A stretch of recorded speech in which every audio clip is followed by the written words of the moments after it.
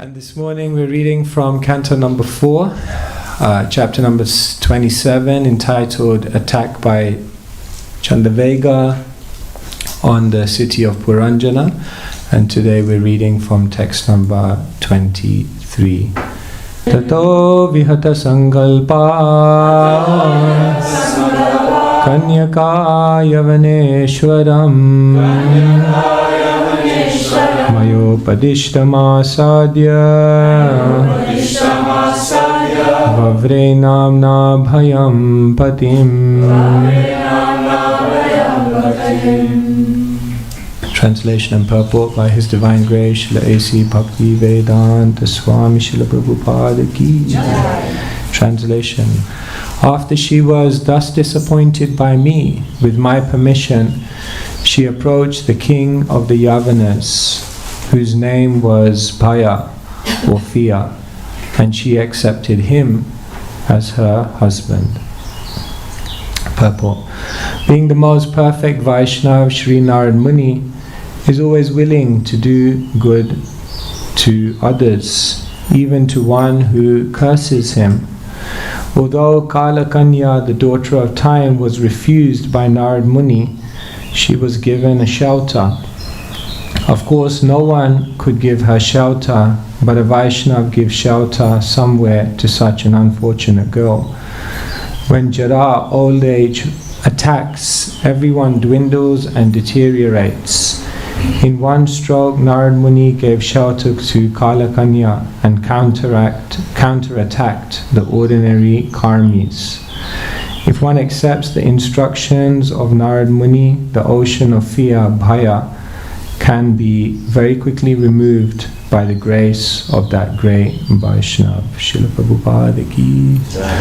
Om Ajnanatimidandhasya Jnananjana Shalakaya Chakshur Unmilitam Yena Tasmai Shri Gurave Namaha Shri Chaitanya Manobhishram Stapitam Yena Bhutale Svayam Rupa Kadamayam Dadati Swapadantikam Vandeham Shri Guru Shri Yuta Padakamalan Shri Gurun Vaishnavamscha Shri Rupam Sagrajatam Sahagana Raghunathan Vidam Tam Sajivam Sadvetam Savadhutam Parijana Sahitam Krishna Chaitanya Devam Shri Radha Krishna Padan Sahagana Lalita Shri Vishakan Vitamscha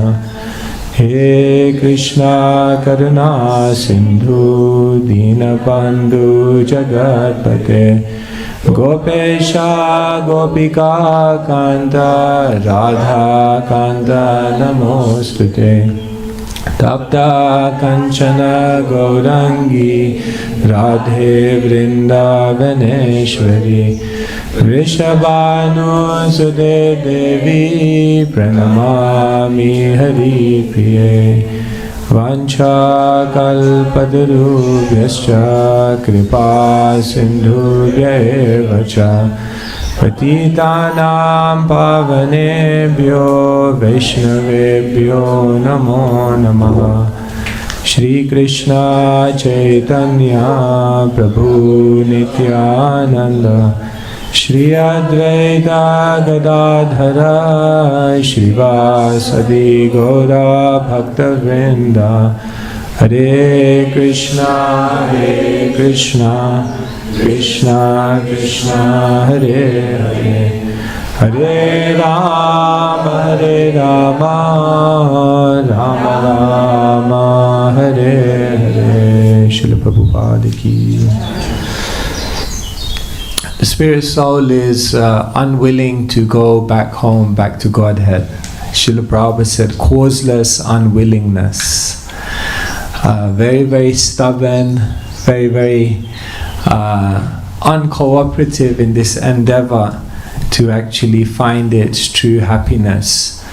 And therefore what we find in Shastra is that to get the message through to the conditioned soul, so many different ways of teaching have to be applied.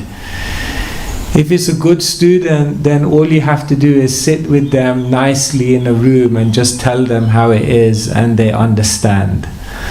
But there are very few students like that, of that caliber nowadays. So you find in Shastra every single technique under the sun of how to teach. Right? If you want to learn about teaching, you need to go no further than the Shastra to find out every way you can teach someone. Teach by lesson is the most basic type of teaching. But then we can say another type of teaching is teach by experience. And therefore we find in Shastra that sometimes when a teacher wants to get a message through to the student, rather than telling them, they give them an experience. Can you think of an example? Okay, while you get your energy going. Krishna, when he wanted to teach Uddhava the highest type of love in this world, then where did he send Uddhav? To Vrindavan. Uddhav thought, I'm going to Vrindavan to do a favor to Krishna. But Krishna was actually doing a favor to him because he wanted to teach him by experience. So another way to teach is to teach by experience. Another way to teach is just by your own presence, just by people seeing you, seeing what you embody, seeing what you have, the aura of yourself, you change their heart. Can you think of an example like that in Shastra, where that happened?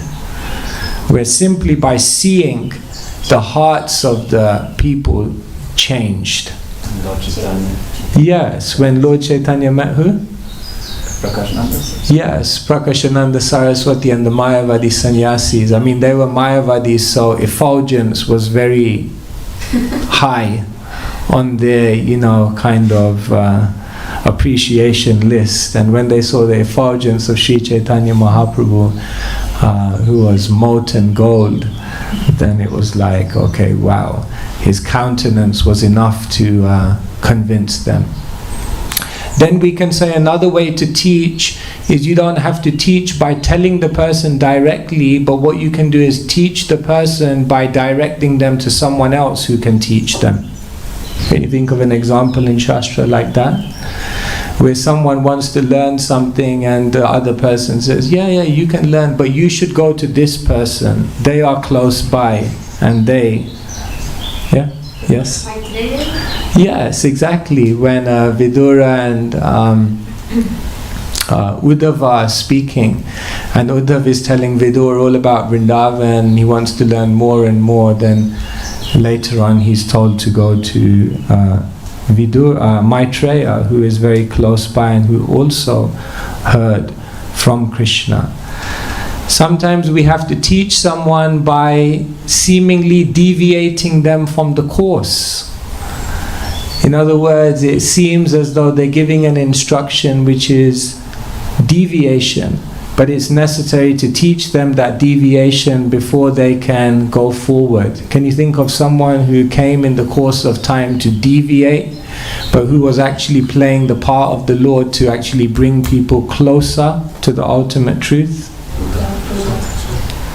Buddha, yes, we could say Buddha, we could say Shankaracharya, isn't it? Shankaracharya, he was Mayavadam Asatchastram Prachanam Bodhamuchyate. So sometimes you may also have to teach like that, seemingly tell someone something wrong to bring them. Similarly, sometimes you have to teach by increment. You can't tell the person the ultimate thing immediately. First you have to tell them something on a journey to actually get them to the ultimate instruction. Can you think of someone who taught like that in Shastra? Krishna, chapter 12, yes, Krishna says, if you can't do this, do this. If you can't do this, do this, yes. Or you could even say someone like Narad Muni to Mugrari the hunter. In the beginning, he did not immediately tell him. He said, you're going to kill, at least kill them fully. Kill them fully. That sounds like a very saintly thing to say. But no, we are on a journey. We're building some sensitivity within you.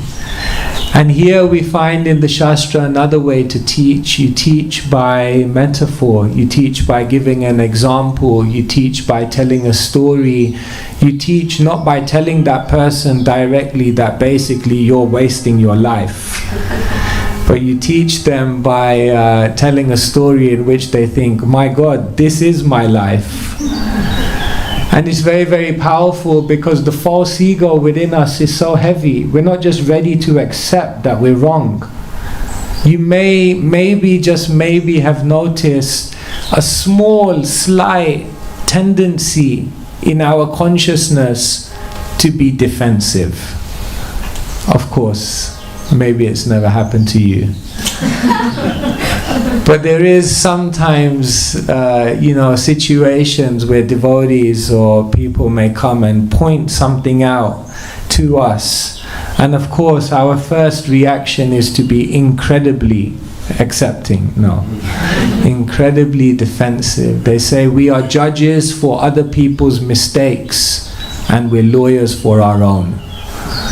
So when it comes to other people's mistakes, we are very clear in making a judgment. But when it comes to our own, we're very, very defensive. So Narad Muni knew that Prachina Barisha would be very defensive. Like, he would not just accept if you tell him. And therefore he creates this whole metaphorical story of Puranjan. And now in this story of Puranjan obviously represents the living entity who is stuck within the city of 9 gates. And now that Puranjana is being attacked by Chandavega, and Chandavega is coming in. Puranjana has been enjoying in that city with Puranjani. Puranjani is his material intelligence, the intelligence that schemes and plots and plans for more and more material enjoyment. And with Puranjani he's had thousands of children, I think 1,100 sons, is it? Or daughters, and 110 daughters, one or the other. So many children, a network of karma. And now Chandavega is coming. Chandavega represents time, and Chandavega then comes along with old age, Jara, attacks, Kalakanya is time, and then comes old age, and then comes fear, and no one wants to marry these things. Fear, old age, no one wants these things. But Narad Muni expertly redirects.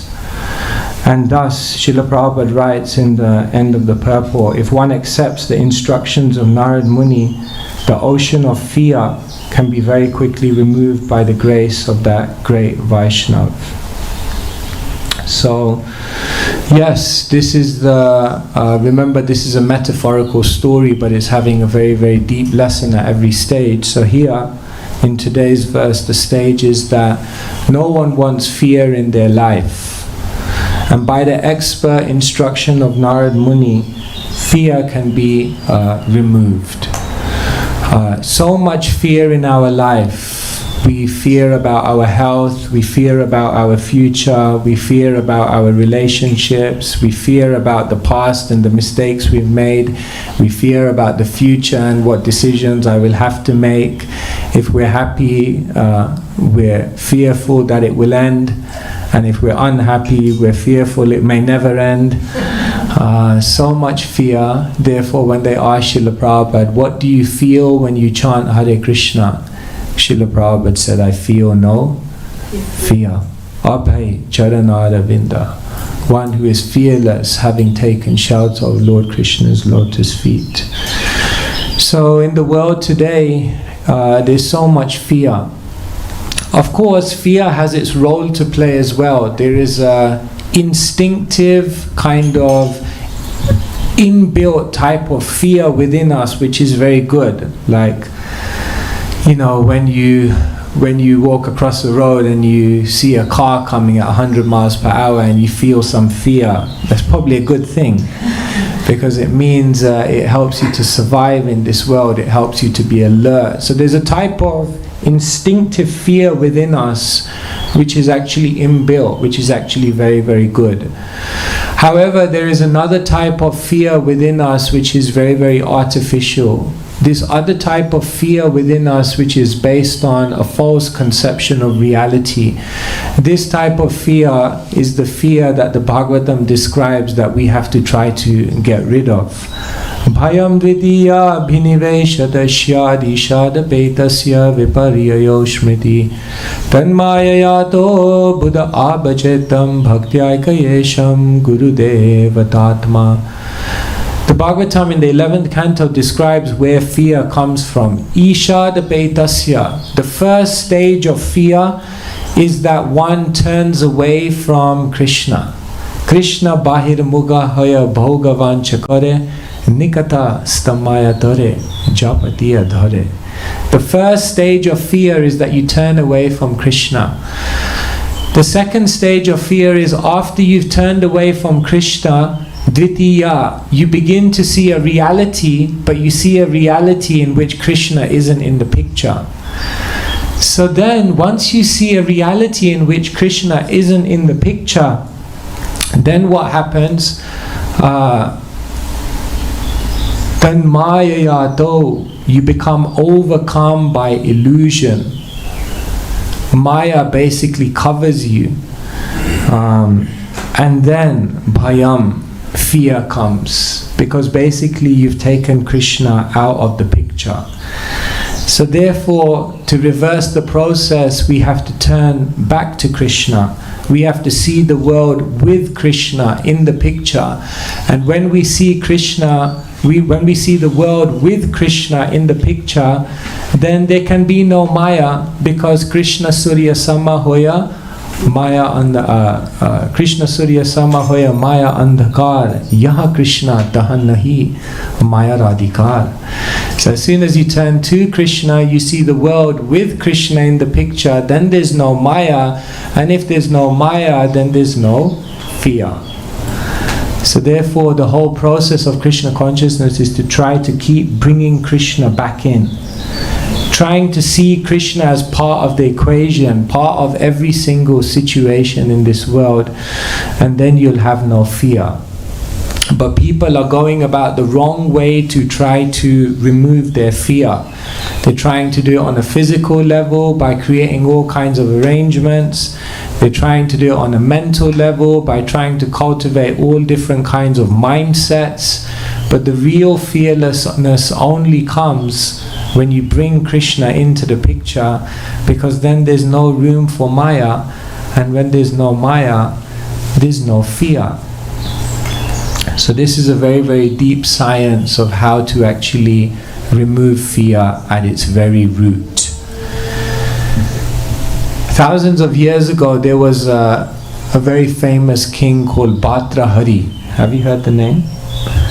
Bhatrahari was a very famous king, and he was living in Avanti, Ujjain. So it's a very, very interesting story. So he was a king, he was married, he had one wife, her name was Pingala. So anyway, he loved her very, very much. He was like, completely starry-eyed, like he had given his heart and his life and his love. And so he was a great king. So in his life, he wrote 3 poems of 100 verses. His first poem was known as Niti Shatakam, 100 verses of logic of how to rule the kingdom. His second poem of 100 verses was known as Shringar Satakam, or the poem of the beauty of the opposite gender. And you know what his third set of 100 verses of poetry was called? Vairagya Satakam. The 100 verses of renunciation. This is the journey he went on. And you want to know how he went on that journey?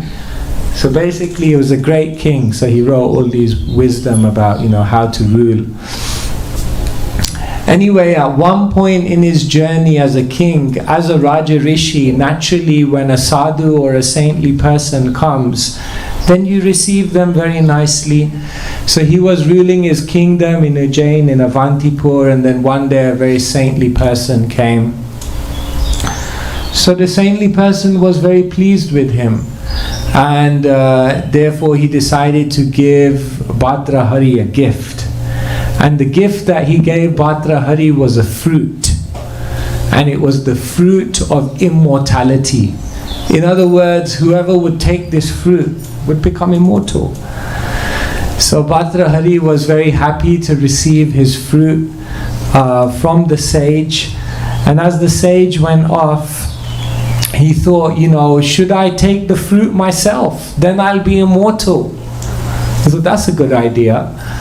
But then he thought to himself, but what's the point of living forever if I cannot live with Pingala? Therefore, more important than even me living forever is that Pingala should live forever, because I don't want to spend one moment of my life without her. He was really sold out. So then he decided, yes, I will not take the fruit for myself, I will give it to my very dear Pingala. So one day he came to her and he said, I've got a gift for you. I want to give you, because I love you so much, I want to give you that thing which is the most dear to me, the most valuable to me. What can be more valuable than life itself? I want to give that to you. Please, my dear Pingala, take this fruit of immortality. She received, wow, a fruit of immortality? I can become immortal? Wow. So she thanked him. He was very happy, and that day they parted ways. And as Pingala was going, she was thinking, wow, this fruit of immortality, I can take it. But what is life without love? And what happened is that Pingala, every single day after she would meet Bhadrahari, in the evening she would go out hunting with a charioteer, and she fell in love with that charioteer. Charioteer was her sweetheart, and Bhadrahari didn't know this. So as he gave the fruit to Pingala, and Pingala was going away, and in the evening she was coming to meet the charioteer, then she thought, I could take this fruit and be immortal, but what is life without the charioteer whom I love? So in that very evening she decided to give the fruit of immortality to the charioteer. She said, wow, this is for you. The charioteer, he took the fruit, and he was thinking, oh my God, this is so valuable, but what is this fruit without love? And Pingala didn't know, but the charioteer, every day after he would meet her and do his job for her and earn money, that charioteer would go to see a prostitute. And that prostitute was his sweetheart.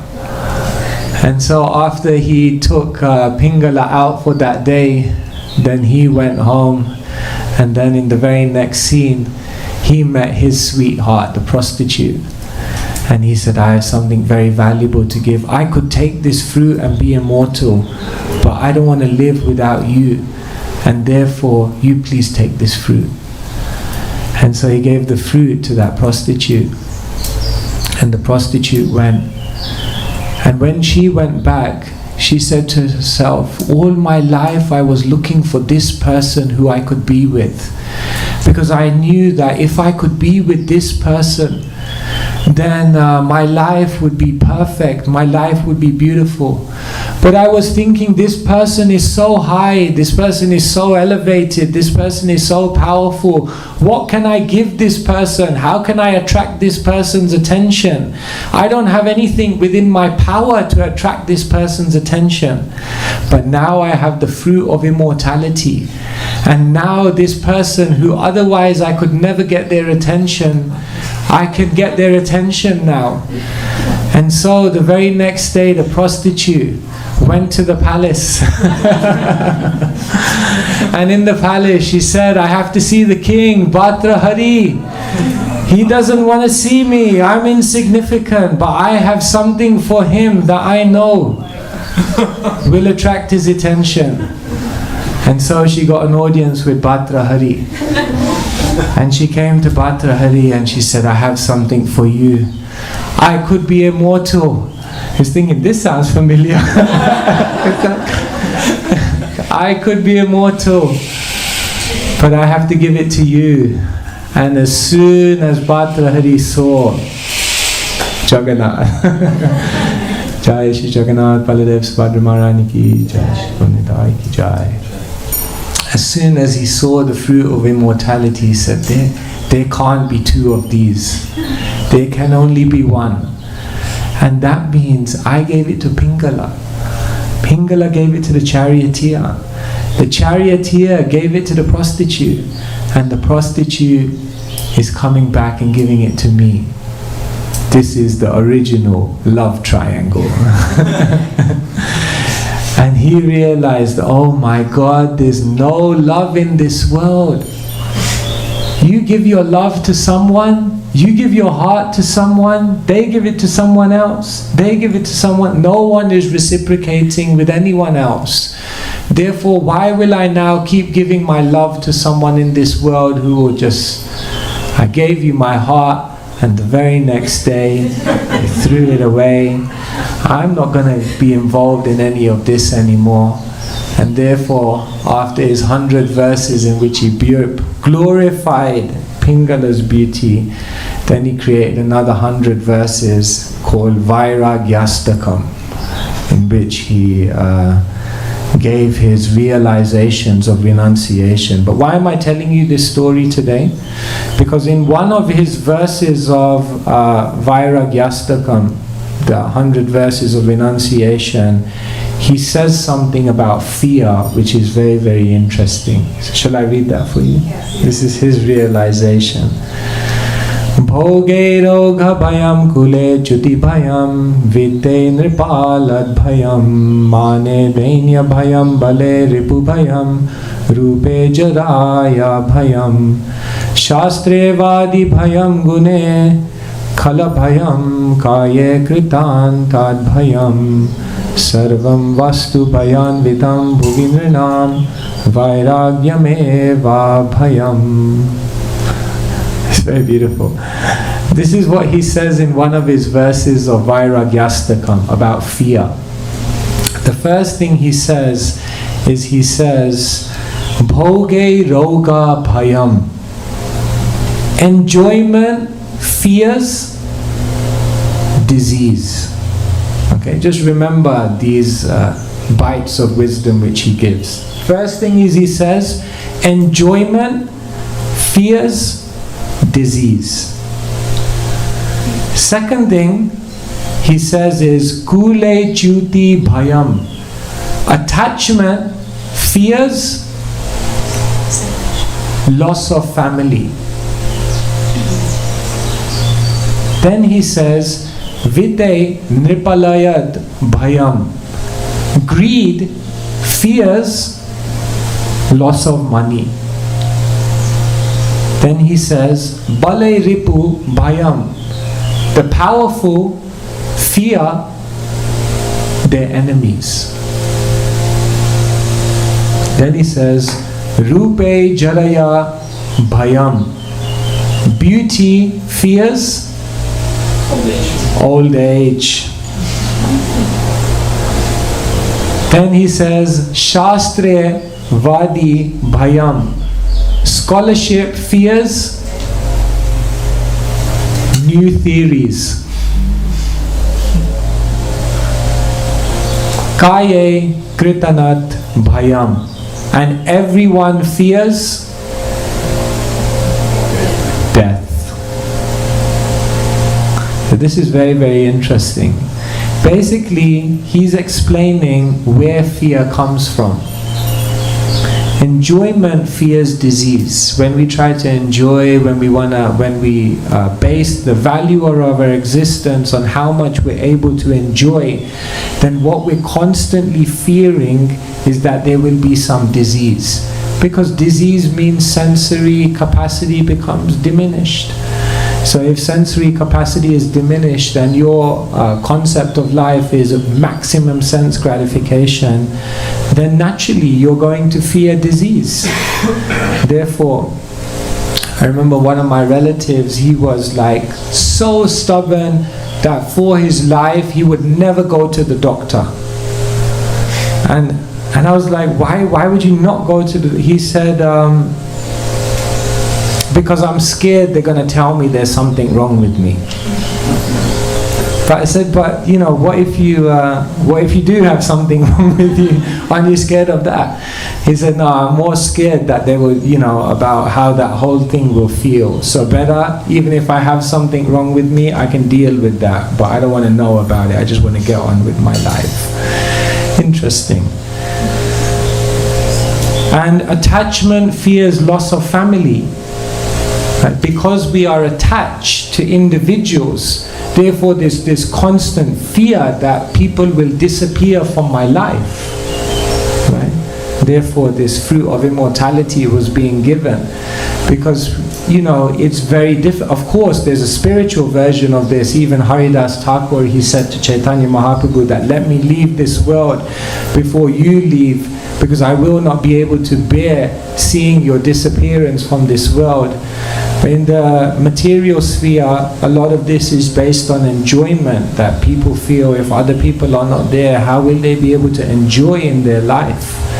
So definitely we should have affection for people, definitely we should have a sense of intimacy and relationship, but we should not be attached. Because when there's that attachment, then constantly there will be the fear of the loss of family. Greed fears loss of money. Therefore, when we, again, money is a very, very interesting thing. The whole world is moving on money. The interesting thing is that money brings you anxiety when you're trying to get it, because you have to work so hard. Money gives you anxiety when you have it, because you're always in anxiety that you're going to lose it. And money gives you anxiety when you actually lose it, because it's like, oh my God, I've just lost all my money. So money at every stage actually brings you anxiety. Yeah, what do we base our life on? So greed fears loss of money. The powerful or those who are attached to position fear enemies, because they're always on the lookout, like someone may replace me, someone may remove me. We even find this in a devotional context, like say for example, if someone is really good at a certain type of service, and basically you've based your identity that I'm useful because I'm the best at this, or because I have this position, then we're constantly insecure that someone may come along and do it better. If you're a good singer, you're constantly insecure. Maybe there's a better singer, or a good speaker, or like that. Beauty fears impending old age. Therefore this cosmetics industry is so big, because people try everything. And then scholarship fears new theories, that when one is considered learned, then one is always fearing that someone will uncover something that will topple me and show that I don't know as much as people think I know, and everyone fears death. So if you look at how people are trying to overcome fear in the world, enjoyment fears disease. So what is the whole world trying to do? Remove disease. But the spiritualist realizes that's not the way to overcome fear. The way to overcome fear is remove the enjoying spirit. See? Attachment fears loss of family. So what do we try to do in our life? We try as much as we can to ensure that the loved ones around us won't disappear. Anything we can do, any treatment, any insurance, health insurance, this, that. But maybe that's not the way to overcome fear. Maybe we need to get rid of our attachment. Greed fears loss of money. So what do we try to do? Create accounts overseas, Swiss bank account, tax haven. Create situations whereby our wealth will be maintained. But that's not the way to overcome fear. You have to overcome greed, because then you won't have any fear of loss of money. Beauty fears impending old age, so people try to stay young. But the real thing you need to overcome is identification with material beauty. Scholarship fears new theories that you have to overcome, rather than trying to constantly upgrade your knowledge so that you're the highest. Rather to overcome that ego of wanting to be the most learned. So in this way we see that the spiritual approach to overcoming fear is a different approach. It gets to the root of the issue. And therefore Bhatrahari in his Vairagyastakam, he helps us to understand this, that if we really want to experience life, you see, we can never experience life when fear is constantly overshadowing us, because we'll never be able to live in the moment. We can never make the best decisions in our life when fear is constantly overshadowing us. We can never be ready to take the risks in our life that will help us to achieve our potential if fear is constantly overcoming us. We will never really be able to connect with people in the deepest way if fear is constantly overcoming us, because we won't be able to be vulnerable in that relationship and then open our heart to have a proper exchange. Therefore, fear blocks even relationships coming about. We'll never be able to achieve our potential in life, in what we can do in service to Krishna, if we're overshadowed by fear. Because we'll also always be constantly held back by the fear of failure, the fear of self-consciousness, and all these kind of things. And therefore, we cannot experience the totality of life until we are free from fear. Krishna says to Arjuna in Bhagavad Gita, Dukeshu anudvignamanaha sukeshu vigataspraha Vittaraga bhaya krodha stitadhir muniruchyate. Krishna says this is the type of person who can experience the totality of the life, the stitadhi, the sage of the steady mind, because they've learned to navigate the roller coaster journey. But more importantly, why have they been able to navigate it? Because Vittaraga bhaya krodha, they're free from attachment, fear and anger. And therefore the stage of the steady mind. So our constant endeavor in spiritual life is to try to keep bringing Krishna in, to try to keep seeing Krishna within everything and every situation and every interaction. And in this situation, then there will never be fear. This was Prahlad. In the Sri Vaishnava commentaries of 7th canto, they asked Prahlad, weren't you fearful when they tried to put you in a pit of snakes? So Prahlad said, my father is Vishnu, and Vishnu is always resting on Anantashesh, and Anantashesh is the master of all snakes. So if you put me in a pit with the servants of my master's servant, will they do anything to me?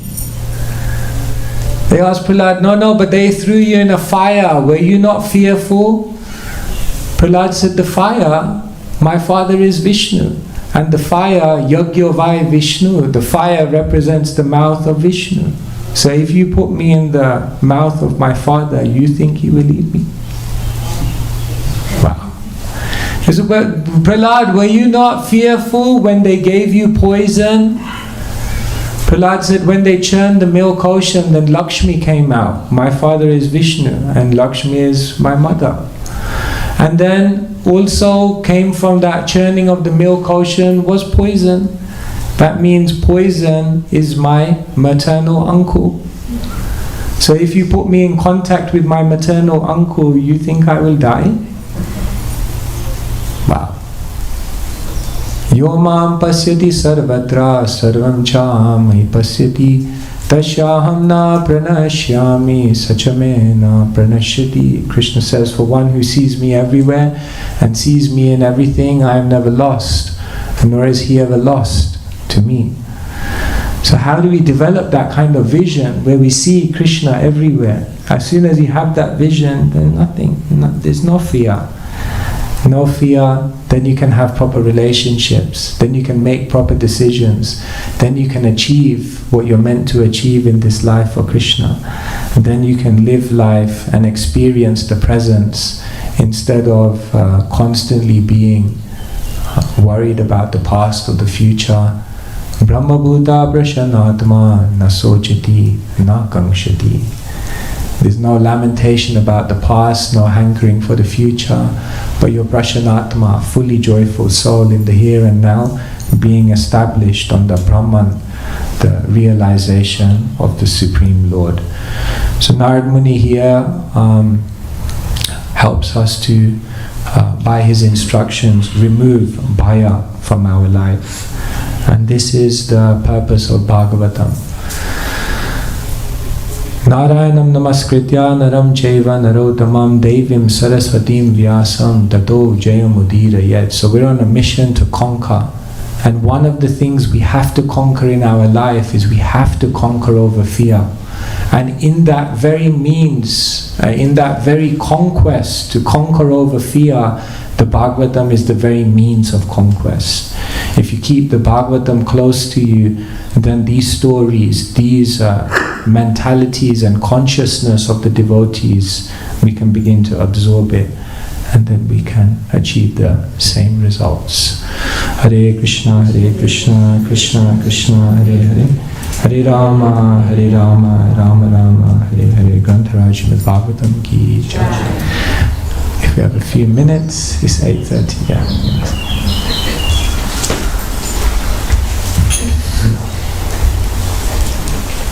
Hare Krishna, Maharaj. So we have to conquer fear, and as we also know, we have to conquer lust and so many things. And for a neophyte, there can be a tendency of suppressing. We hear about fear, it's not good, then it comes up, so push it down, push it away, and can be unhealthy also. Maybe you can share something about how to, for a conditioned living entity who's practicing to overcome fear, how to practically do that when fear comes. Yes. Okay, so then fear is there, and sometimes to just try to ignore it feels artificial, and then it always comes back to haunt us. So how do we actually deal with fear? Yeah, all of these emotions, there is always a middle way. Like say for example with anger, one extreme is to let it loose, which is not good. And the other extreme with anger is to lock it up, which is also not good. And therefore the middle way is always, if you feel some anger, then to try to process it and try to see it and digest it. And it's the same thing with most of these emotions, like fear. If we act on fear and if we allow fear to come in the foreground, then it will block us. And if we have this deep fear within us, but we haven't addressed it and we're just ignoring it, psychologically it will still keep hankering us, because whether we know it or not, it will constantly be blocking us. Therefore, how do we actually process fear?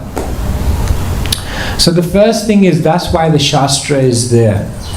Because the Shastra is actually helping us to frame our emotions.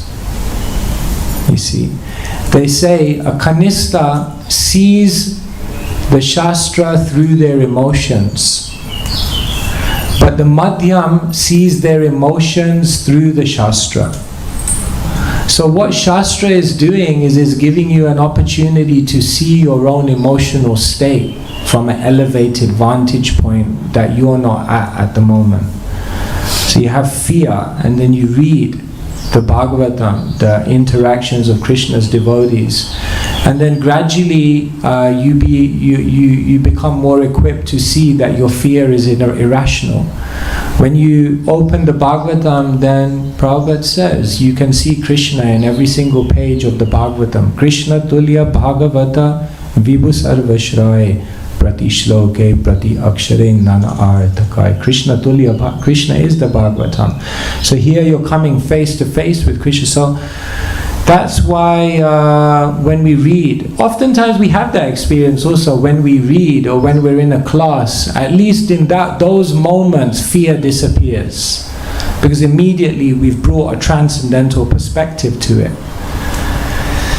So the first way to process fear is to constantly be in contact with the Shastra, because the Shastra is helping you to gain some perspective to your fear, transcendental. The Shastra gives you the vision of eternity, and when you see your vision, your fear on the backdrop of the vision of eternity is kind of like, well, that doesn't make much sense. Right? So that's the first thing we do. And then it's not just the book Bhagavata, but it's the person Bhagavata.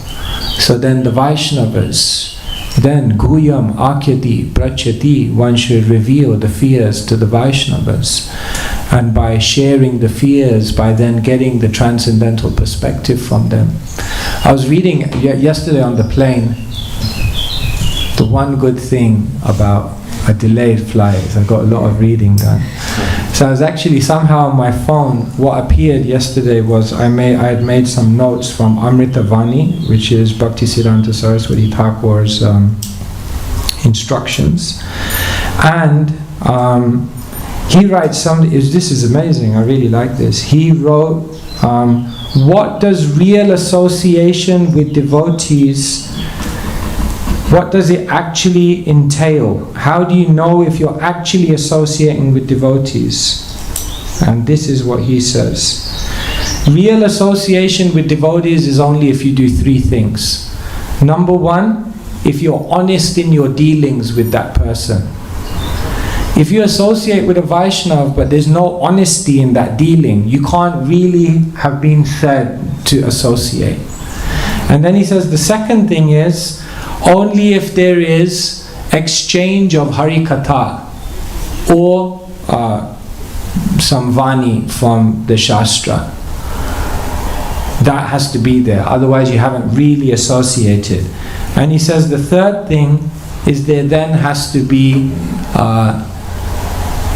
acting on the inspiration that you've received in that association and making a change to your life. If you do those three things, then you can be said, then you can say you've associated with a Vaishnava.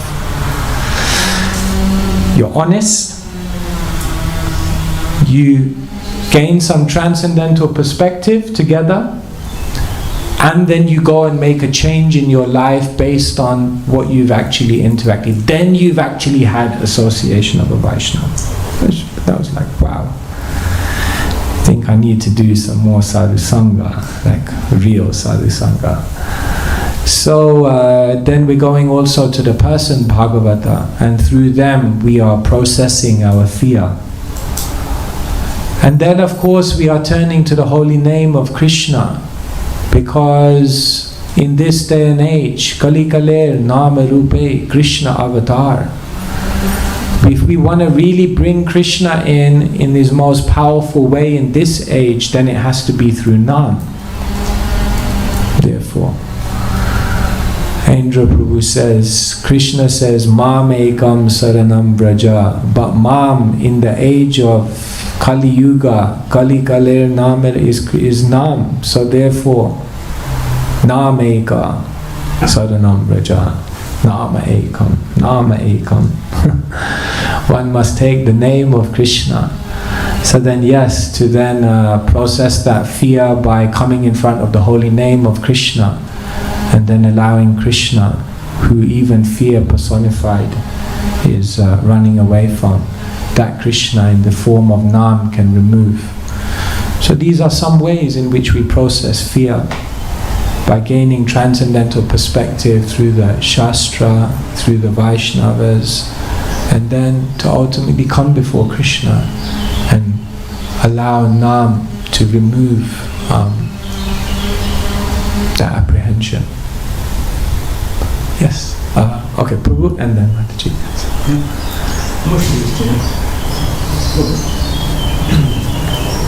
Ну, чтобы не было страха, должна быть внутренняя чистота, внутри тела, само тело. Это комментарий, да? Ну да. If we want to remove fear, we have to have some purity inside us. Чистота внизу. And purity of our body. Потом наружная чистота внизу. Тело. Also important the external purity. И ментальная чистота. Должна быть хорошая молитва. And should be mental purity, good prayers. Тогда никто не сможет вас, покорить или как-то. Then nobody can conquer you. Говорят просто пост и молитва. People say prayer and fasting. Тогда ты защищен. Then you protected. Yes. Yes, thank you. Yes, so we need mental purity. All fear is in the mind. Fear is, it's all in the mind which has been overcome by Maya. Therefore, Yaha Krishna taha nahi. Therefore, yes, the mind has to become pure, the mind has to become the resting place of Krishna. Mama mandire, my mind has to become the resting place of Krishna. So yes, how will the mind and the heart become the resting place of Krishna if it is not pure, clean? Therefore, yes, this is what the devotee is doing. They are cleansing their heart, their mind. And in this way, Krishna is residing there and there is no more fear. Thank you. Yes. Thank you, Maharaj. I have an additional question to Brahmachari's question. How to make a good relationships with devotees when we all have the propensity to cheat? How to make good relationships with devotees when we all have the propensity to cheat?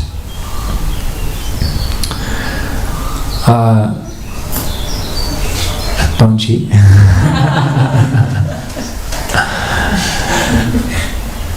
Firstly, knowing that we all have the four weaknesses, the propensity to cheat, knowing that these tendencies are within ourselves, knowing that we've cheated people many, many times, that means that when we go to create a relationship with someone, we should not have unrealistic expectations. The first problem in relationship building is that we have a utopian idea of how that person should be and how they should relate with me in a relationship. And therefore what's happening is before the relationship has even begun, we've created such a high level of expectation that then ultimately as soon as some weakness appears, we just write it off completely. In this world, which relationships are just gonna be perfect, like from day one? Like there's gonna be some level of imperfection in any relationship, and therefore we have to have realistic expectations to allow for growth in that relationship. So the first thing is to realize our own imperfections, realize the imperfections of others are just a symptom of Kali Yuga, and then when we're coming together to be realistic and realize that relationships require work, they require forgiveness, they require understanding. And then I think the second thing is that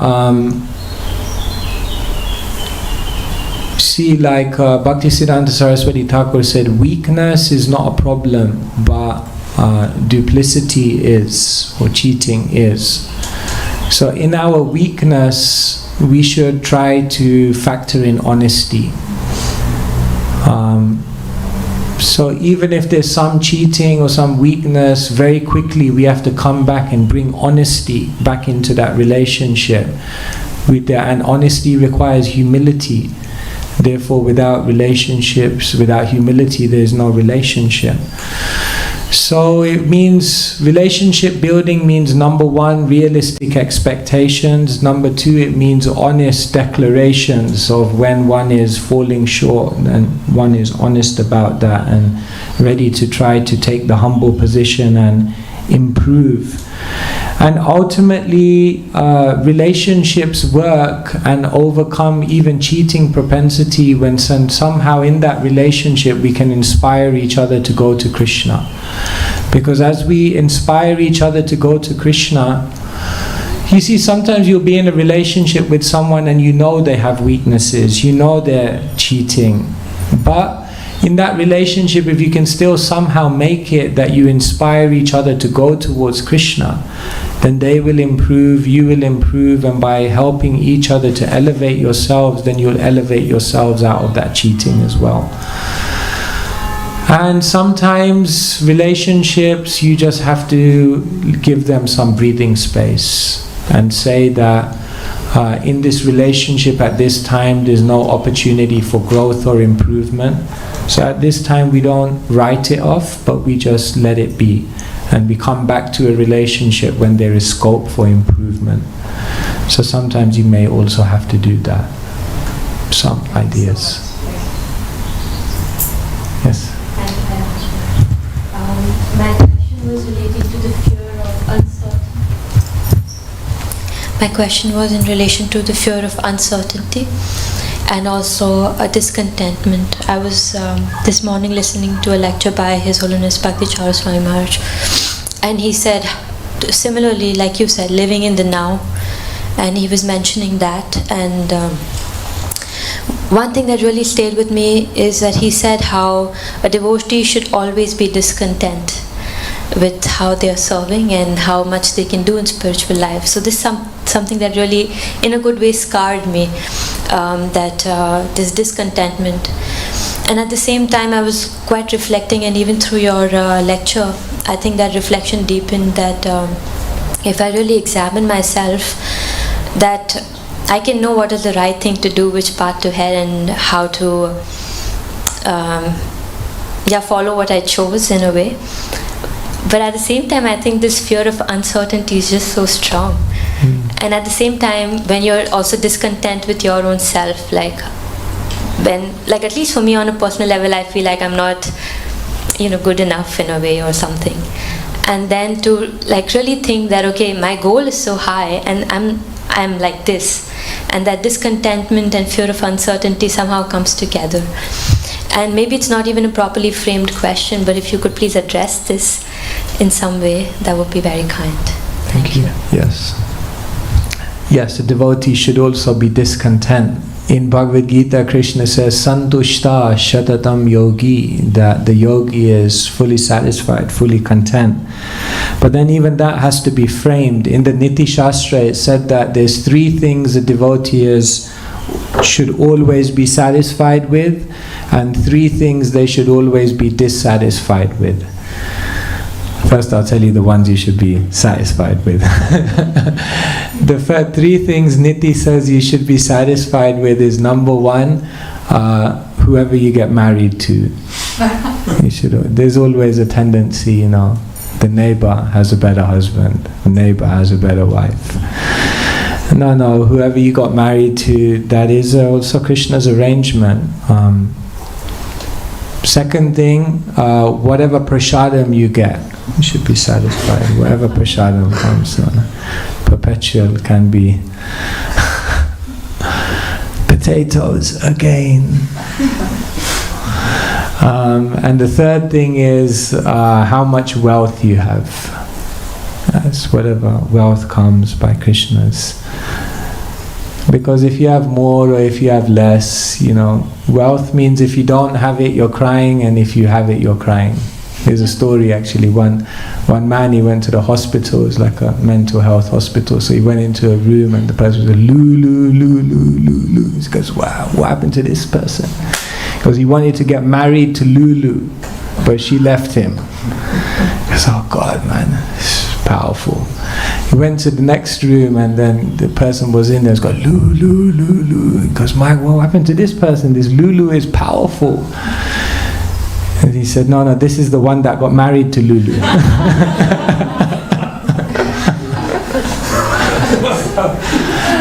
It's like that, you know. Funny, if you don't get it, you go mad. Oh my God, I didn't get it. Or something, relationship, I didn't get it. And then if you get it, you also go mad. Again, if you've invested your hopes in those things, whether you get it or you don't get it, it's going to cause you anxiety. The problem is you've invested yourself in it. So Niti says these 3 things, be satisfied with it. But then Niti says there should be 3 things you should never be satisfied with. He says first thing is your study of Shastra. You should never Yatrinvatam rasa jnanam svadu svadu pade pade vayam tu na vitripyama uttama shloka vikrame. The sages say we never tire of hearing, because this is rasa jnanam svadu svadu pade pade. I mean, just relishing. So never be satisfied with your study of Shastra. Never be satisfied with your chanting of the holy name. You should look and come in front of Krishna, say, Krishna, you've made yourself so available, and what are we chanting? Broken names. And then the third thing Niti says is that you should never be satisfied with how much charity you have given. No, I did my bit. I handed over my check. No, you should always want to give more. Give more. Vaishnava charity means not just to give your artha, not just to give your dhiya, your vacha, but to give your very prana. Vaishnava generosity means to give your very self. Wow. So yes, we should be discontent with these things. We should always desire, I should do more, I should give more. So that's just a comment on your point that His Holiness Bhakticharya Maharaj was making about being discontent. And yes, uncertainty is always there, overshadowing us. What will happen? Will it happen? How will it happen? What if it doesn't happen? So much uncertainty. Well, to bring in another Acharya of our time, Steve Jobs, who I think, had some realizations as well. He says every day when I wake up, he confronts death. And he says, before death, you're naked, because everything is taken away. And he says that I found that contemplating death as the ultimate uncertainty releases you from all other uncertainties in this world, because when you are very clear that one day everything is going to be taken away anyway, that's the ultimate uncertainty. Then all the other uncertainties, they don't seem to hold the same grasp on you, because you think, anyway I'm going to lose everything. Anyway everything's going to go. So it might sound like something very, very transcendental. It might sound like something way beyond my level of realization right now. But Krishna does say that. Janma mrityu jara vyadi dukha dosha anudarshanam.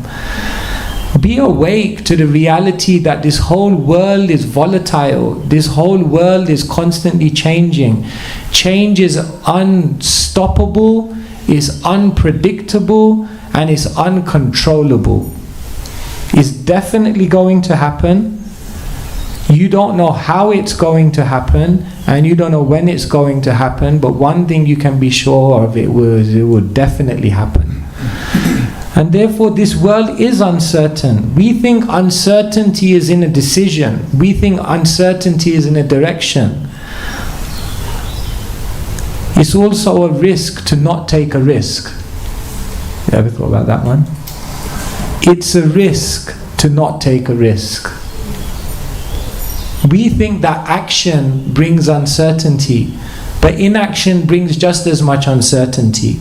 We think making a decision brings uncertainty, but not making that decision also brings uncertainty. Because we live in an uncertain world. Ma mupedya punarjanma dukalayam. Shashvatam, because the whole thing is temporary, and therefore the whole thing is uncertain. And so everything is uncertain. So sometimes we make this vision in our head that making a decision is somehow more dangerous than not making a decision. That is actually completely false. Everything's a risk. So anyway, this is not to encourage everyone to be like completely kamikaze and just like just okay, let's do it. But we must also realize that we do have this default tendency that we think, oh no, I'll take the safe option. I'll take the safe option. No, there are no safe options in this world. Nothing's a safe option, because Mrityu Sarva Haraschaham, Krishna will come eventually and take everything away anyway. So there's no safe option. So anyway, it's good to just balance ourselves with these are just some thoughts. I don't know if that helps.